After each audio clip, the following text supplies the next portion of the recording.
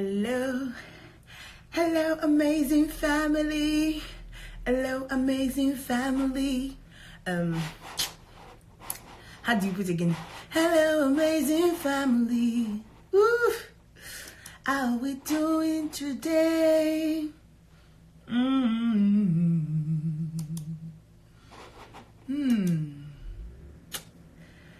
God is good, guys. God is good. So before I even bring my guest in, because she's even too early, like my guest is too early. But before I bring her in, you know I gotta play this song before I bring her in. We have to play this song because, to be very sincere, I can't get it out of my head. So let's just play it. Then we'll come back and introduce our guest. It doesn't matter what the devil may say, we win in the end. Cause Jesus Christ told the truth, we win in the end. I already read the back of the book, we win in the end. Say we win. What?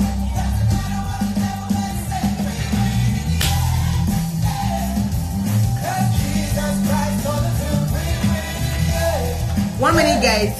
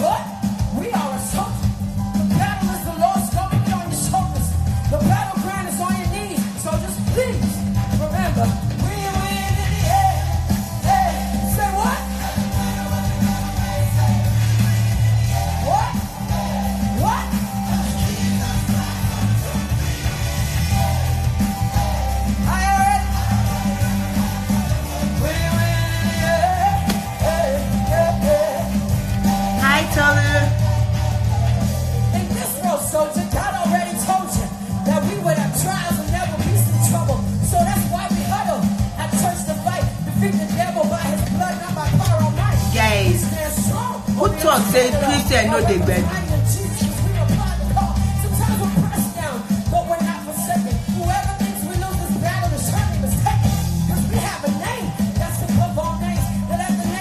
Hi there, how you doing? Jesus Christ is Lord of all. We win it. He's got this. The Lamb was slain upon the cross, man. I rock this. Hi sis. I want to come on the Life Matters page, so if you can shift to the Life Matters page, I'll DM you the link.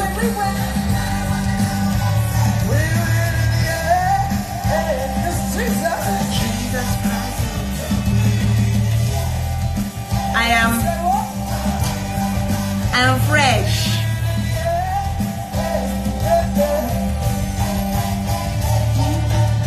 The devil comes only to steal, kill, and destroy. You mess with your life, to you like a broken toy. He's like a roaring lion seeking whom to devour. The let him in, he'll come into your heart with evil power.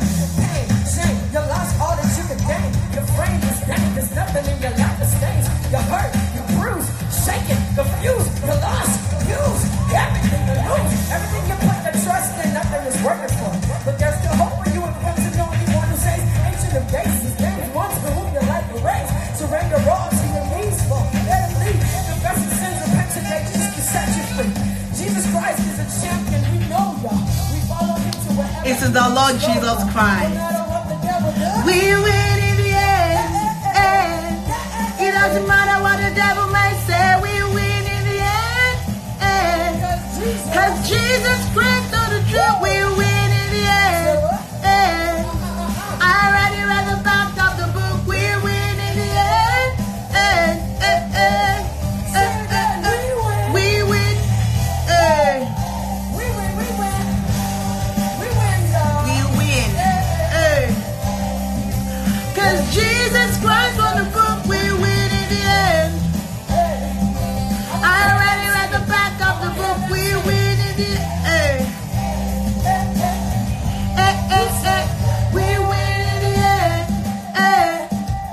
doesn't matter what the devil may say.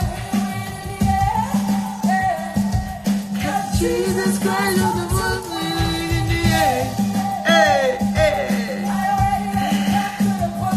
Oh, my guest is around. Sis, can I have you on the Life Matters page?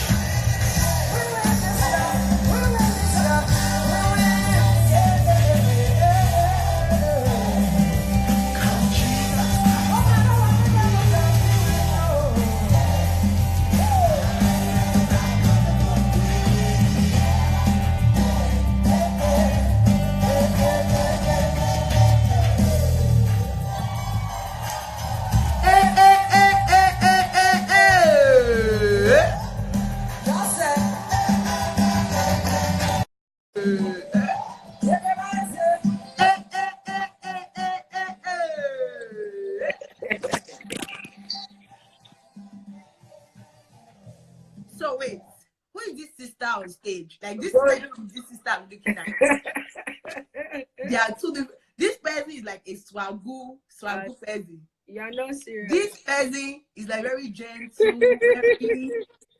Oh my Jesus. Hi, sis, how you doing? I'm good. Oh, can you hear me well? Very clear and crystal. Awesome. Hallelujah. Hallelujah. Hallelujah. How you doing, sis? I am fresh. You are looking fresh. That's the motto for I can today. see the hotness. Because hey, the amount of sleep that I'll be sleeping. The amount of sleep I'll be sleeping the last 6 hours. It's only Jesus that can tell me, like, he can sit me down and encourage me. Like, I just woke up immediately and I was hungry. And I went to bed. Hey, I know those feelings. The ones where you wake up and your 3 a.m. what it wants. That 3 a.m. that's supposed to be praying. Hey, okay, you pray before dropping on it. You'll be like, thank you, Jesus, for waking me up through food. Oh my God. Like, I never experienced it. I never experienced it. I think that this song, yes, it just, how will I put it? It's maybe after Living Loud. Yeah. I think I listened to it. Yeah. But like for the last 3 weeks, it has just been, wow. It has been ministering to my soul. Praise God. Praise God. You win in the end. Praise God. I know, because I was like, I know he's playing this song again. Like, I was just saying yesterday that I have a bias for Our Marriage. Like, I have a personal bias. Yeah. Because that song is...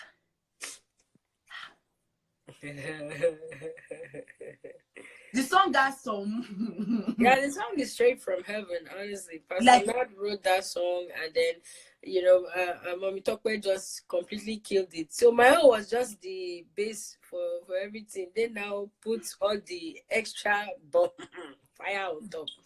And people are too humble sometimes. I'm always flabbergasted.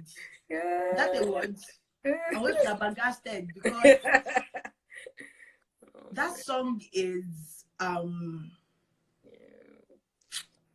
please listen, today we're not talking about that song because we start, we'll not finish. So for just joining me for the very first time, oh my God. And I promised I'm going to use my bed today. I save it. God helped me. God delivered me. Because the agogo of my CSC foundation would have been called upon. So today, welcome guys to Life Matters with Aanu Adedire. If this is your first time, welcome. I just like do a bend in your head. Everybody is perfect. But welcome. Today I have the amazing Aanu Tomi Favored. Just go, Joe. She told me to go, so I will start shooting my shot. Hey, Tomi Favored. He's an amazing person, people. Let me tell you something. First time in my life was last year when I saw her face to face. So I've been stalking her, but face to face I saw her. And so principality did not want me to see her. But the person that I am, with the strongness that the Lord has given me, not stubborn. but the strongest that the Lord have given me. I said, no, I have to see her. And that day, we talk, broke. Then talk. Then the next night, guys. So if you've not listened to the interview, like full 1 hour, 20 minutes interview. I know, we went on for a while. 1 hour, 20 minutes we had on the podcast. You should go listen to it. Life Matters to Aanu Adedire on Spotify, Google Cast, Apple Podcast, everything podcast. You just listen, you enjoy it. You know more about her because today's interview is more about living a life of balance. That's what we're talking about today. And she was sharing her experience and like things that she has done or she's doing right now, and has helped her also like have that balance in between. Because a lot of us, I'm reading a book at the moment. It is Having a Mary's Heart in the Matters World. And the truth is that all of us, we are matter. True. All of us. True. Like, it's only if you are lazy, you're not a matter. So if you remember the story of Martha and Mary, guys, it was more or less like Jesus came to visit in Martha's house. But for her, she was like, hey, this teacher is in my house. She wanted to make everything right, everything perfect. Shout out to Mr. Shaya Lash. Life just joined in. That's the heart, y'all. What's up, Uncle? Let's just move on to Martha. Yes. Generally, they're all like that. Like, if let's imagine Tomi Favored comes to our zone, very zone. I will be a Martha if she comes to my house because I will take care of her. But the truth is what Jesus was trying to tell Martha. It wasn't like Jesus was saying that what Martha was doing was wrong, but it was saying that at that point it was not important. Yeah. So in a world where, especially when you come to this part of the world, like in Nigeria, I tell people, I say it's easy. Like once you have borehole in your house, at least you have solar panel. Like the basics are kind of covered. Yeah. But here, whether you're the owner of the house or you're not the owner of the house, you pay property tax, you pay water bill, you pay incinerator for your what they call it. I don't even know what to call it. Like you pay everything compared to when we're in Nigeria. So in my head, I'm like the drive here is walk, pay bill, walk, pay bill. True. And sometimes we get so carried away by that. And we forget that what really matters, which is Jesus. So how do we, in this kind of busy world where there are responsibilities, there's so many things going on in life generally, how do you have that balance? How do you say, okay, this is the time for work, this is time for play, this is the time? How did you balance that as a single person and now you're married with kids and you're professional? How did that play out? Okay. Well, I mean, for me, it's just been a learning experience. I can't tell you I have it all together. I make mistakes all the time. But from when I was a single person, obviously at that time, you only have to worry about yourself, really. I mean, you have parents, you have siblings, stuff like that. But for the most part, they are able to handle their own business. So you're just trying to find balance in your own personal life. Like, okay, I know I got to work because now I'm starting to adult. I'm adulting. I need to pay my own bills. I need my own money. I need my own play money, stuff. I just have to take care of me.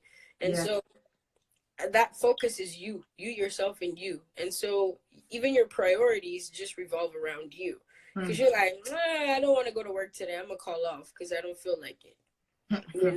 Because in your mind, oh, well, I already paid my bills. So anything I make is just extra anyway. So I'm fine.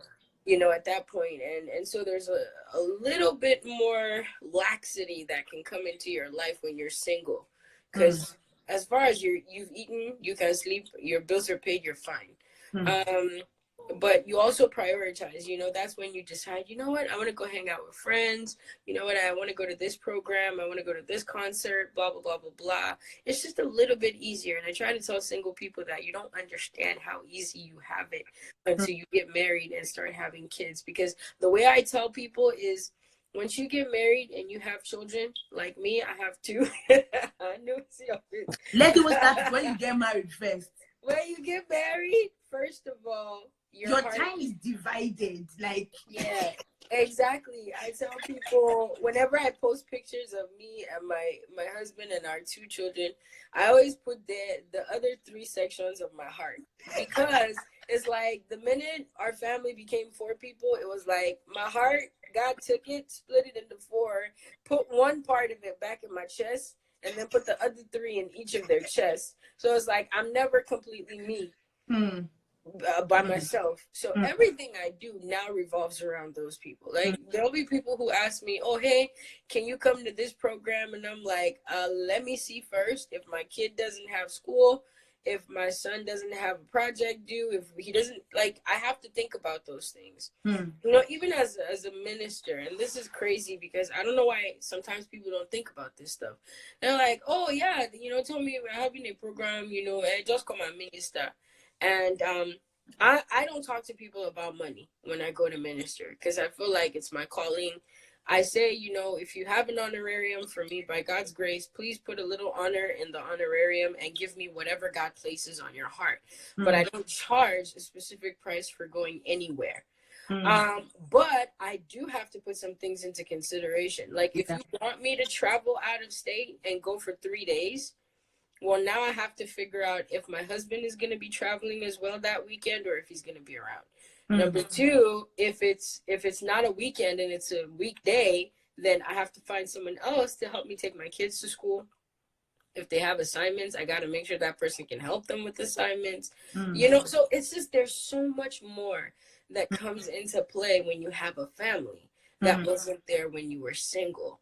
And at the end of the day, it's all about priorities. What is most important to you?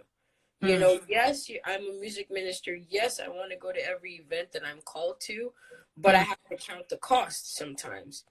If there's no honor where I'm going, and if there's no consideration for my family and how I'm going to have to make sure they're taken care of while I'm away, then I'm going to have to say no to that opportunity. Because it's choice. Now it's priority. That may be important, but it's not as urgent as my family at that point in time. So it's just, it's every day. It's every day you find a balance. You find a structure to your craziness. You know, one of the things that I remember sharing with everybody yesterday when we did a test run was a lot of times I think we want to do everything at the same time. And I struggle with that personally. So let's even use a book for an example. So I pick this book, it's interesting, then the new one comes and I pick another one. And at the end of the day, or at the end of the month, or when I just sit down, I'm like, Auntie, you know I don't finish any book. But technically, that's how we most times do life. We bop this, bop that, bop this, bop that. And at the end of the day, you're not thinking, I actually haven't finished anything. True. But the truth is, a lot of us want to do a lot of things at the same time. True. And let me give an example. So you join a new church or you're in a new organization. Because the drive you've had from the previous one, you want to put to this new one. You know, I'm this. And you kind of take so many responsibilities on your head. True. And you see that at the end of the day, you know, before I used to say I'm a very good multitasker. There's a word like that. Like I can multitask, I can do all that. But I see that out of the 5 things I'm multitasking, 2 kind of suffer. Yeah, that's true. Unknowingly to Very me, true. I might do the other 3 things really well, but those 2, that's okay. Exactly. It's just. So how do we, in this very fast, like everything is fast now. Nobody wants to wait for the process. I had a conversation with Big Bolaji, I think 2 years ago, and everybody wants to blow. Nobody wants to wait for the process. Exactly. But how do I look for you said to look for a structure. How do I find that structure? I want to do a lot of things at the same time. I want to look like I'm on top of my game, but how do I really stay on top of my game? Well, it's choice. Honestly, for me, it's choice. And I love the example you gave about church, because that was me last year.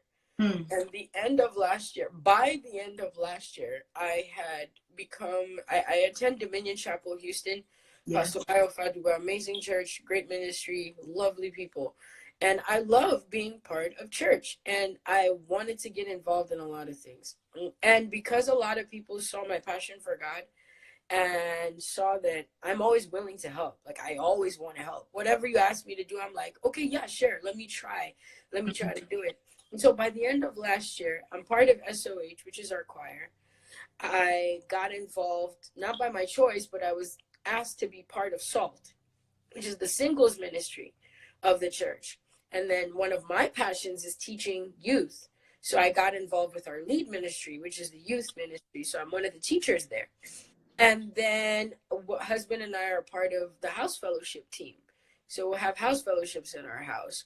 And all the while, towards the end of last year, I was in school, I was working, and I was still occasionally traveling to do ministry.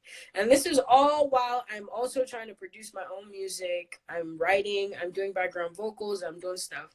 And by the end of last year, I realized, first of all, with school and work, my family started suffering. Like the day I decided that help me adjust your phone so that I'm kind of seeing half of your face. Okay. Oh, perfect. So sorry, sis. Perfect. So, there we go. So towards the end of the year, part of the reason I decided to stop the program I was doing with the school program was the day my son Isaac looked at me and was like, gosh, you're just tired and angry all the time. 5-year-old kid looks at me and he says to his mother, you're just tired and angry all the time. And I was like, oh, that's not what I want to be. Like, I have no time for my children. This is bad. This is very, very bad. And then the other thing was I started getting overwhelmed. Like, on the Sundays, I'm part of SOH and I'm also doing the teen ministry, but they coincide because on Sundays, I would try to stay with the choir and lead praise and worship with the team. And then after that, I would rush off and go to teen church so I could teach. But I was kind of missing part of both because pastor may need choir to do something even after praise and worship. Yeah. Or teen church may have needed me to be there and worship with them before I come up and teach. And so, and then SALT, the singles ministry, was over there and I just couldn't do it well. And so at the end of the day, by the end of the year, I said, you know what, Tomi, I have to reassess. And you have to cut off some things. Because even though you're willing, the flesh is weak. Okay, the flesh is limited. And you have to use common sense with everything that you're getting yourself involved in. And if you cannot give yourself at least 90%-ish to something, then it's unfair to become a part of that thing. And so I had to call the singles leadership, and I was like, well, you know what? I have to back off. I can't be part of this anymore. I love you guys. I really want to be helpful, but I can't be part of this anymore. And then with the youth ministry, I had to call them up and say, listen, I definitely want to continue teaching, but I would appreciate it if you just put me on a schedule. That way I can appropriate that time. And when I know I'm teaching, I already know ahead of time, I'm preparing, I'm there. But don't count on me to fill in randomly. With the school program, it was like, sis, you're working full time, you're doing 48 hours minimum a week, and I'm working night shifts. You're not getting enough sleep if you're doing school during the day and working at night. Something's going to suffer, you know, and your family's already suffering. That's why your kid is complaining. So I just had to, by the end of the year, I had to shave off like 3 things that I was involved in. Why? Because I had to use common sense and say, listen, you're not giving your all to all of these things. You have to figure out what's best and you have to back off. And if and when in the future God gives you more time and you have a greater ability to handle and manage more things, then he'll let you handle that responsibility. But don't overwhelm yourself trying to be involved in multiple things when you don't have the capacity to handle it. Yeah. What you just said is like 300%, because I think that one of the ways to even look at balance is that if you want to say something is balanced, if you put something on a scale, it's on the same, Yeah, yeah. One won't tilt over the other. Yes, It will be in the equilibrium. same place. Exactly. And when I look at the life of Jesus, Mm. Jesus did something that amazed me, and it's amazing that we don't do the same thing. Mm. So when Jesus goes for ministry or he goes somewhere or once he's back, he goes back to pray, to fellowship, to commune. Yeah. Now, if the busiest guy that did a full 1,000 years ministry in 3.5 years could do that, why is it difficult for us? Like, why is it difficult to say no? Exactly. I think that's the problem. I think the problem is saying no. Why is it hard for us? Because at some point, if you remember when even his mother were already told, he had to caution his mother that what is like what are you doing in his mind? But I understand. If we look at the story, it showed that God really wanted to do something in that ceremony, because that was the first miracle, and the last thing that the Bible talks about in the book of Revelation is also the marriage. Yes, right. So it is very important. Marriage is very symbolic to God. But what I just look at is, why don't we go back, like, to get true balance? If we look at the life of Jesus, to get true balance, to not max out like Elijah did. You know, Elijah was that. How do we call him? The star prophet of the world. At that point, everybody knew him, everybody liked him. He would go here, do this, raise this, fight this. But he came to a place where he said, God, kill me. Yeah, he was suicidal. So in my head, I'm like, if a prophet as mighty as Elijah could feel that way, so I should not feel bad. But yes, Jesus also felt that way, but Jesus knew the purpose, right? Like, he knew the bigger picture. But why is it that we don't re-energize when we feel it? Because I'm just looking at the day you said no to them, they probably look at you like, what's wrong with this sister? Like, you should even help us. You know that you've done so much. But your own sanity, your own life at that point was what's most important. So my question is that, why don't we step back to recharge? Why is it that we use ourselves to the max before pulling back? Like, why is it? I think a lot of times it's a pride issue. It's really a pride issue or a lack of wisdom. And I say those two things not to be disrespectful to any of us, because I'm guilty of it too. But it's either let me address the lack of wisdom. The lack of wisdom is not knowing your capacity. It's like me saying, it's like somebody asking me, you know, hey, okay, let me use this example because I've seen it before and it's very funny when you see it, but at the same time it's not. You've seen those huge trailers, those big rigs, right?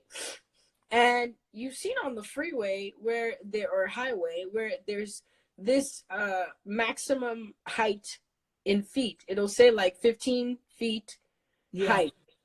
And then if you have a truck driver who's driving an 18-wheeler that ends up being 18 feet in height once it's loaded, if that person decides to drive that 18-wheeler that's 18 feet through a highway where the maximum height is 15 feet, they're going to destroy that big rig.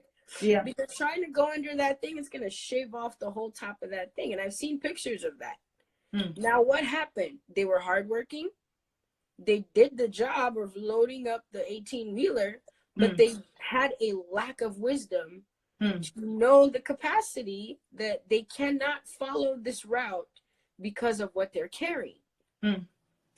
And so that's lack of wisdom, because all the work they've done loading up the car, blah, blah, blah, if they go under that highway and it destroys all the cargo they're carrying, they are at a huge loss. They're probably going to be in a huge liability lawsuit because now they have to pay for everything. That's lack of wisdom. Is you did the work, you loaded it up, and you've set up your route, but you didn't take the extra time to figure out, am I actually able to manage this route? Because can I go through this way? So that's lack of wisdom. The second part I said is pride. Pride is when you start thinking it's based on your ability. is when you start thinking, but I'm really good at doing this, and I'm really good at doing that, and I'm really good at doing that. And so when somebody asks you to do stuff, you don't want to be like, oh, you know what? Yeah, maybe now is not a good time for me to do it. Because, Shebi is you now. Shebi, you can't do it now. Why won't you help us out? Yeah, that's enough. And instead of you to be humble and say, you know what, I know I really love doing this, and I'm probably gonna be really good doing it, but it's just not the right time for me. Right now, I need God to build me up in some other areas before I can take on this responsibility. That requires humility. That requires you telling that person or those individuals, I'm not perfect and I'm not able to do this. And in our minds, especially workers in ministry, and especially people who love God and who want to serve, it's a pride that creeps into you where you're so focused on doing for God that half the time you don't listen to whether or not God even wants you to be doing that. Even if you have the ability to do it. Jesus could have called a legion of angels to destroy the Roman centurions when they came to get him from the Garden of Gethsemane. He could have. He had the capacity to do it. But why didn't he? Because, well, my purpose is not for that right now. So even though I can, I'm not going to.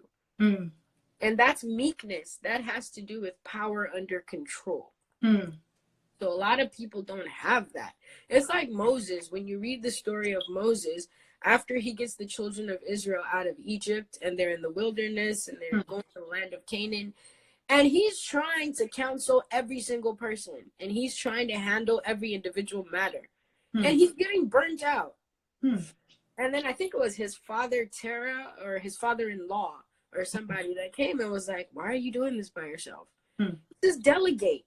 Find a bunch of people who you seem to be faithful, and then delegate. Split the people into sections of tens, hundreds, a couple thousand, and then put people under you who can address them so you don't get overwhelmed by everybody trying to come to Moses all the time.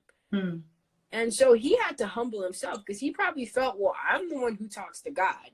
You know, I'm the one who gets the direct revelation from God. True. You know, I don't want to have to deal with training you so you know what to do for me. I just do it myself. And it's like, no, you have to be humble and acknowledge the fact that you may not be able to do it all. You have to delegate. You have to relinquish some of that responsibility to other people who will help handle the problem, but may also take a certain bit of the glory for doing it that you don't get. So what you just touched on is very close to home, because I remember that growing up, I kind of reading leadership books. I learned that you fail as a leader if you are not in the whatever leadership position. If you're not in that position and things don't work out. Yeah. And for me, that's been my drive. Like if I'm in any department or I'm leading something, I learn to like pour myself into someone else so that if I'm not around, things will still go on, everybody will still work and all that. But this is one thing that I don't know what to place it. That's why I said that I would ask you. So you said something close to him, which is delegate. Sometimes you don't need to take the glory. Sometimes the joy of seeing someone else do something well and the person taking the glory in quotes, like people would say, is more beneficial, more important, and saves you more time and helps you build a leader in that person. Yes. But the other side to it is you have people that they say they're perfectionists. Hallelujah. And they say they're perfectionists. They still can't trust whether they're like, oh, Sister Tomi, please, can you help me do this? Yeah. And you've just taken the first step, they're already calling you to say this. They've already taken the second step. Micromanage people. How do you deal with that kind of person, or how do you deal with people in that kind of situation where you've been given the leeway to kind of work, and or how can you help that person see that this kind of how do you put it, this kind of behavior or temperament, whatever we can call it, isn't healthy enough. Because I was giving an example, and I was having a conversation with my pastor, and I said, I look at McDonald's, I look at Tim Hortons, I said, we have, and I look at African restaurants, side by side, and I said, when I go to an African restaurant, I notice that most times there's only just one major African restaurant in that city, in that community. And the problem is they say, oh, we have a secret ingredient, we can't tell anybody. So the moment the person that has a secret ingredient dies or gets sick or whatnot happens, that's the end of the business. Now I look at Tim Hortons and I look at McDonald's. I go to Dubai, I go to Germany, I go to Calgary, I go to the US. It's the same taste. It might not be almost the same quality because some people don't know how to even manage what they're given. But you still have that same taste, same flavor, and you see the franchise is booming, money is coming in. And I look at that situation that a lot of Africans, most times, have that problem. Because if you look at the Chinese, Japanese, the Asian community doesn't have that problem. But the African community, we have that that mentality, and it doesn't help grow. So if you have a leader or if you have a follower that's like that, how do you help that kind of person? I mean, it's really trying to educate people and trying to reason. Trying to reason with people and trying to get them to understand exactly what you just explained, which is, if you want to be here for a long time, if you want longevity, if you want to have a sustained ministry and sustained effectiveness, you're going to have to relinquish certain power to other members of your establishment. If McDonald's said, I'm the only one that's going to handle all the McDonald's in the world, well, that's impossible, bro. You can't be at 50 billion locations at the same time.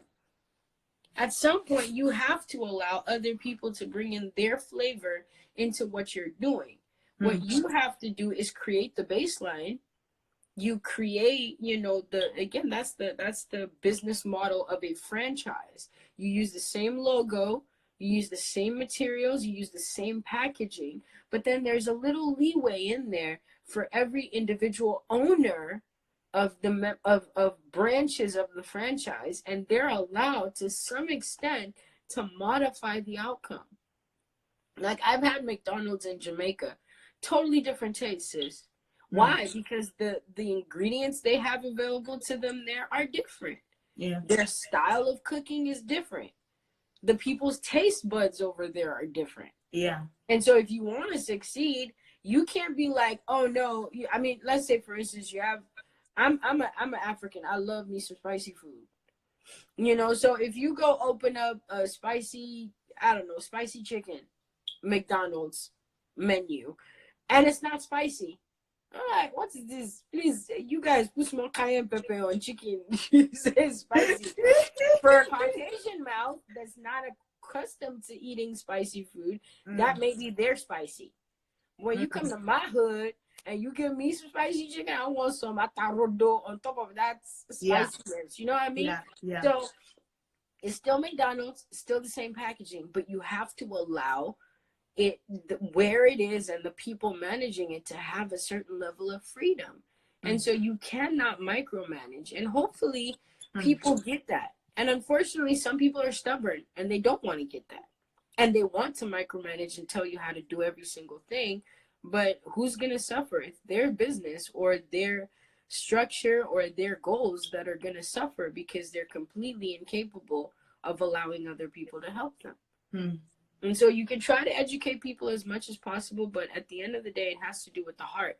Again, the issue of pride. Will that person be able to humble themselves enough to let themselves be helped in order to expand? And if they can't, well, guess what? You'll come back 10 years later and they're still in the same spot doing the same old thing because they didn't let somebody else help them. So, as you were talking, I just look at, okay, how do I put this in a very sweet way? Okay, so I look at this side of, like, when I watch Experience every year. and I watch like award shows, whether it's Dove Awards, Stella Awards, BET, whichever one.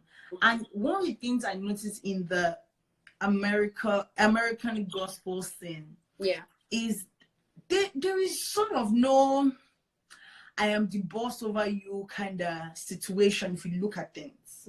There is that respect in this person's older, this person is more experienced, this person is a father. They even bring it down to calling each other uncle, cousin, and all that. So I look at the like African gospel scene, and you don't see, you see some, but not a lot of it. And as gospel ministers, as gospel ministers generally, you see Cece Winers come up on stage, and Travis Green is backing her up. William McDowell is like, you see things like that. Murphy comes up on stage, and you see Jonathan McReynolds backing up, Brie backing up. And when I look at someone like William McDowell, oh my God, I see his. Okay, I think before I even saw it in William McDowell, it was Marvin Sapp, and I noticed that he allows his backup express themselves in worship.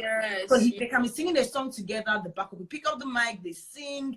You see Kirk Franklin do the same thing. You see all these people do it. But when I look at the African gospel scene, it's like the star wants to always be the star forever, and those around you, looking at the life of balance as a leader, like from the perspective of a leader. So if I am a music minister, I've had these people around me for a very long time, and they still don't have access. Like when I look at the American gospel scene and I look at the African gospel, I'm like, what are we missing? Why don't we have that synergy? Like, why is there no balance in our interaction, in the way we serve? Compared to when I look at this thing, is it a make-believe? And I'm like, no. If it's a make-believe, you will see that when they come for experience. I remember like 2 years ago when they were experience, CC backed up, Travis backed up, William, Donnie McClurkin backed up. Like everybody just was in sync. And I don't want to believe that they had rehearsed it from their houses. It's probably just part of them. Like part of them. So why is it different?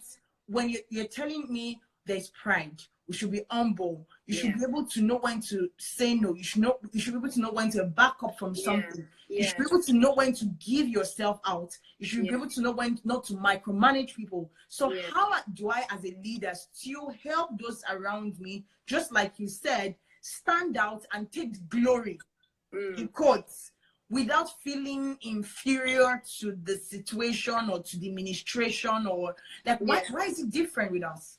I think with Africans, and this is a very blanket statement. I'm trying not to overgeneralize. But for the most part, we don't trust each other. And again, it is pride. Africans don't trust each other as much as certain cultures do. Asians, you mentioned Asians before. And even Hispanics. Let me use Hispanics as an example, y'all. I have worked in places as a nurse where I work home health. And in one little house, y'all, I'm sorry, I have seen a small 2-bedroom house where I had to work, and you had 14 people in that house. And they weren't kiddos. They were adults. You had, Uncle Jose, and you had Brother Carlos, and you had, Abuela, grandma's over there. You got auntie this over there. You got nephew. You got cuz. And they're all in this place. Like, you know what? Excuse me. We don't all have the resources, but we're willing to stick it out up in here. And what you would have was somebody would go cut the lawn somewhere. Somebody would go to school. Somebody else would go, do some day labor. Another lady would go work in an office, and they would bring all those resources together and be like, we all know individually right now, we can't each have a house. But all of us putting this money together, we can rent this one big, nice house. And so there's a certain humility that comes with knowing by myself, I really can't do it. And so in order for all of us to succeed, All of us have to bring our little stuff together. But there's also a trust in there. And the trust is, I know you're committed to the same goal, which is us succeeding. And because we all want to succeed, I'm not thinking that you're gonna mess me up, or you're just gonna, remije, as Yoruba would say, try to kind of mess me up from underneath or whatever. Like, we're all putting in our resources together in order to succeed. But the problem with us Africans is somebody always wants to be the boss. And there's this mentality which comes, again, from a lack of trust in God. My husband always says something. He says, God doesn't have to take from you to give to me. Like, God is not a copycat. God is God. He can pull something out of nothing. True. And so there's this mindset we have that, oh, if you're in the spotlight, it must mean that God took some of my spotlight to give to you. And it's like, no, bro. Like, Shady will always say, in your office of purpose, no other person is relevant. Like, no, nobody can, me and you can sing the same song now, Anu. The way you sing it is the way you sing it. I might sing the same exact song, and it would not exactly be the way you sang it. Sure. There are certain people who will listen to you and me sing the same song, and they will just not be blessed by me singing it. Because I'm not called to them. But you are.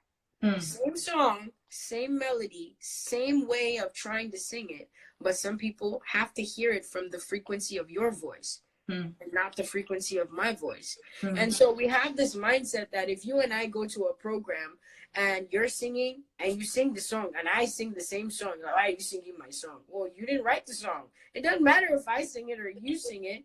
We're singing it with different wavelengths. So you doing it doesn't suddenly mean that I can't do it.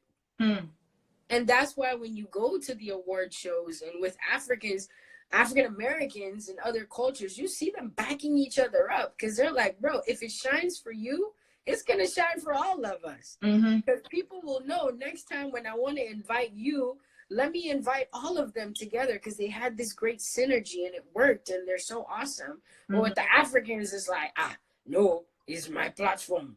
I'm the one that was invited. I'm the boss. Don't come and shine. Don't come and steal my shine. It's like, are you serious, bro? Which shine is that you're shining that nobody can come and shine inside? Like, so there's that mentality that if you join me in doing this, then I'm not gonna get all the money, or I'm not gonna get all the invitation, or whatever.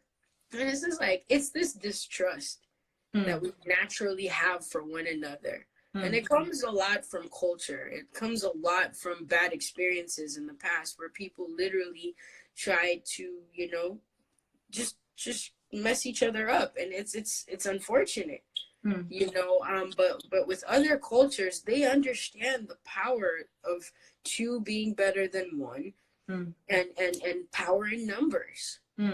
But we haven't tapped into that yet. We don't get it.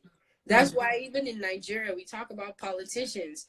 Everybody's like, oh, the system is bad. The system is bad. Nigeria has too many resources. We have too many raw materials. But nobody is willing to disseminate it to everybody equally. Everybody wants to come in, eat their own, take what they can, and then be gone. And then the next person comes there and talk about, we're going to have change. We're going to have change. And when they get there, they're like, oh, it's sweet up in here. They take all they can, and they're out too. And so it's just continuous generations of people coming in and leaving, coming in and leaving. No one wants to sacrifice for the good of everybody else. Because it's either they're willing to do it, but they've been hurt because the people they're trying to do it with have cheated them. So it's honestly, it's pride, and it's a lack of humility, and it's a lack of trust, but it would really help us. And honestly, that's why Africa is still where Africa is right now. Because Africa, if we got it together, we would be greater than almost all the other nations combined. Because strength, we have strength. Resources, we have resources. All we don't have is togetherness. and an infrastructure in place that allows people to do what they're supposed to do and do it well. See, I told you people that if she come now, she will giving us wisdom. You all think I'm joking. Before I let you go, one of the things that and this morning I was just sitting down, I was about to put up a post, and I'm like, one of the things that I respect, and shout out to Pastor Kingsley, today's his birthday. Ooh, happy birthday, Pastor K. And one of the things I learned from him is, I've known Pastor Kingsley since 09, 10, 11-ish, between 2010 and 2012. And I've known him to consistently preach about what he has been sent to preach about. So you won't see Pastor Kingsley come out preach on healing, restoration. Yeah, oh, that's good. That's good. For me, he was sent to families, he was sent to relationships, he was sent to marriages. And he and his wife, they've always been like, she talks about, it's just surrounded by what you're sent to do. And the reason why I remember that is because of what you said. It's that we should understand that we are different parts of the body of Christ. Yeah. If the tongue says he wants to act like the bile, he'll be irritated. Yep. If the bile says he wants to stay where the foot is, they kill you. They'll kill you. And for me, I think we haven't still realized that the spotlight is still Jesus. Yeah. It's never been anybody. You know, a lot of people, there's this meme I saw yesterday where they put they put something church, then they put Waymaker beside the church, and the church was hugging, and the church was hugging, and Reckless Love was far behind. Like, why are you betraying me? And I'm like, they're missing the point. The point is not about the song. The point is that Jesus is going global. And the way he's going is that he needs people. He needs in those different parts of the body of Christ. And until we know that one part of our body, I think if we see the structure of humanity as our body, and we look at Christ's love as how we function, we'll see that there's not, like, if my eye is aching me, sis, I will cancel the show. I'll be like, sis, I love you, but we have, because I won't be able to, I'll keep doing like this, and I'll be like, I know, I think you should go and rest. We can have this next week or something. And that's, if we look at it, that it is that important. If we look at it by, sometimes when the eye wants to shine, you know, to be like, you know what, let me smell it first before you taste its tongue. In my mind, if we look at it like that, it would help our perspective, and it will help with what you said. Pride will not come in. It's like, if I'm just thinking for 1 minute, if you go sing somewhere and you need someone to back you up or something. I don't see why you should not be like, no, don't worry, I don't need a backup, you know. It was me who invited. In my head, it's like, doesn't make sense. Why do you think that it's about you? Like, it's not you they invited. They saw the God in you and saw that this your ministry will benefit. And I was telling Pastor last week, I'm like, leave it out last year.